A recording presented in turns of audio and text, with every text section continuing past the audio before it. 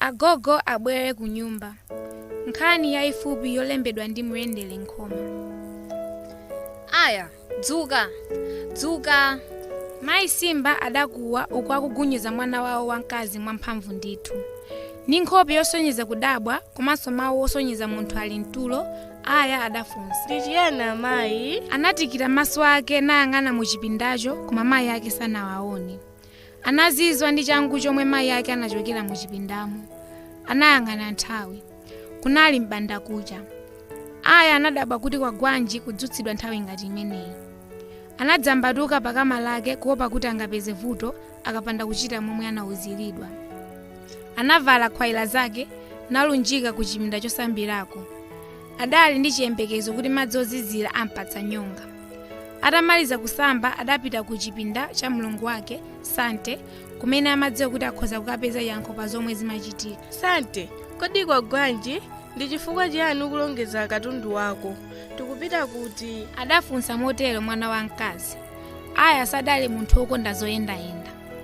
Aya adayima pambali pakama la mlongo wake akudikira yankho. Koma Sante adaoneka otanganidwa. Adagwada pansi mnyamata chola chake chili chitsegulire.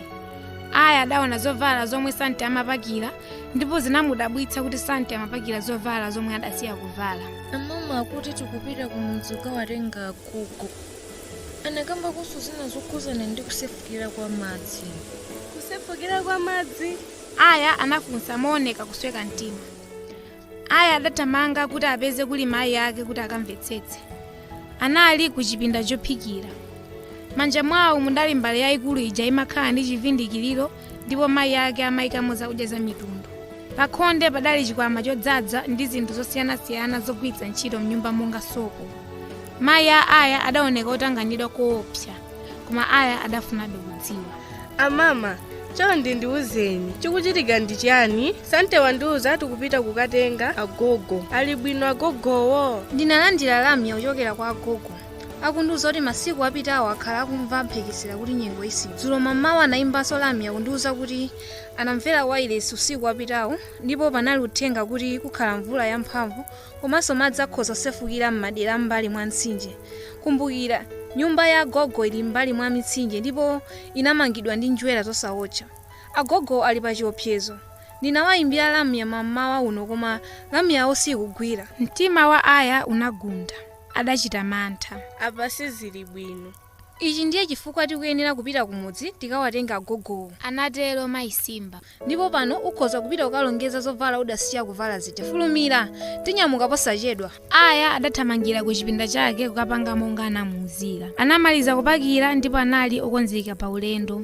Posakhalitsa anamva kuyitana kwa mayi ake. Onse adapakira katundu mugalula ulendo wa kumudzi.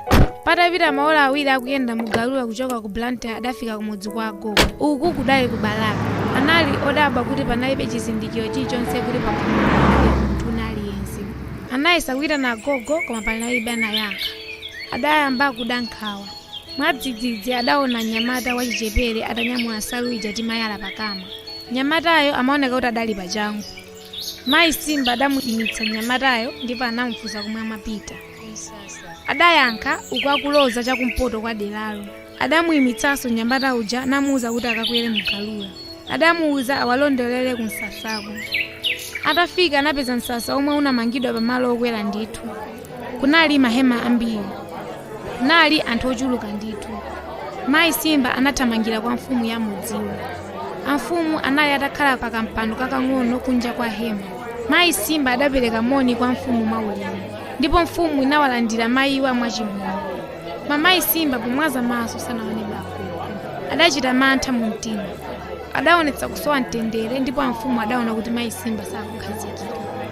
Amfumu adapereka mpando kwa mayi Simba kuti akakhalepo koma mayi Simba adakana.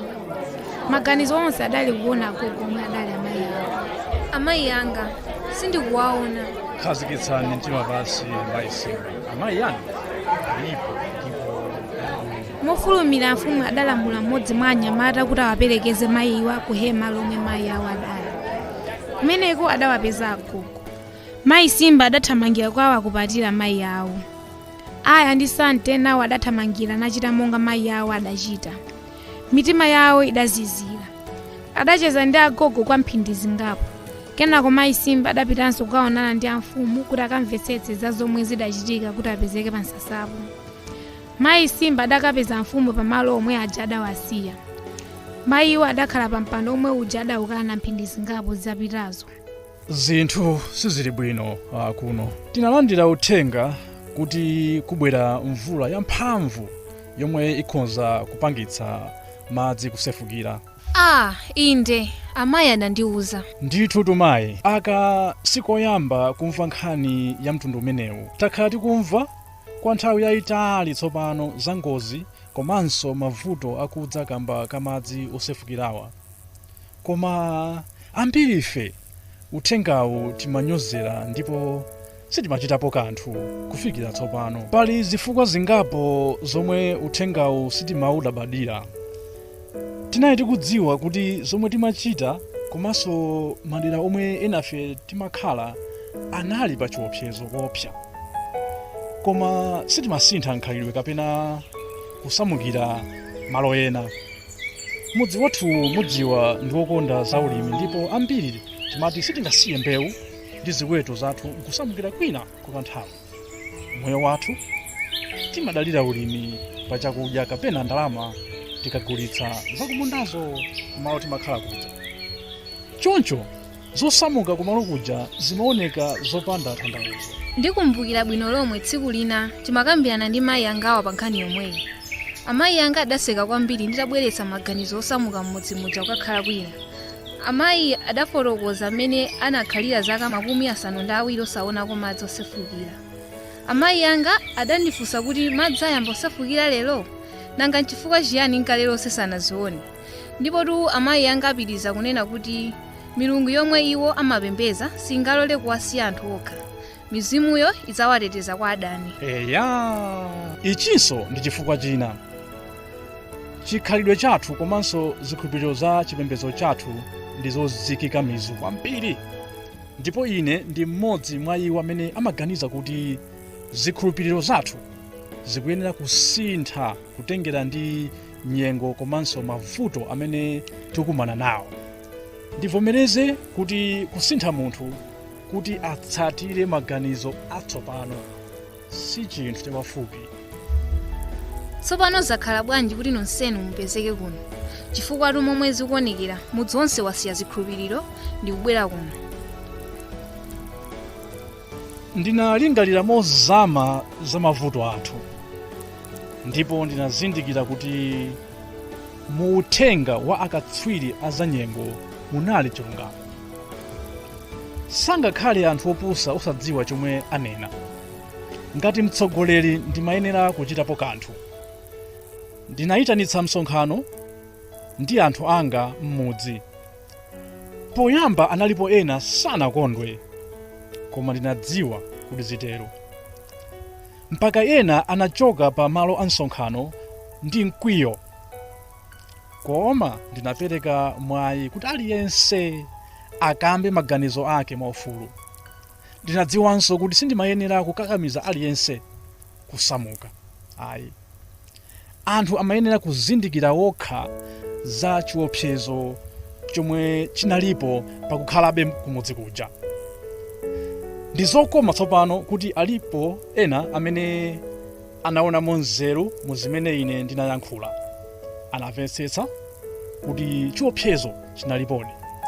Tinagwirizana kuthandizana pakumanga msasa uno kumtunda kuno. Umutu ndi momwe mwatipezera pano. Kutanthauza kuti aliyense mudzi muja wabwera kuno?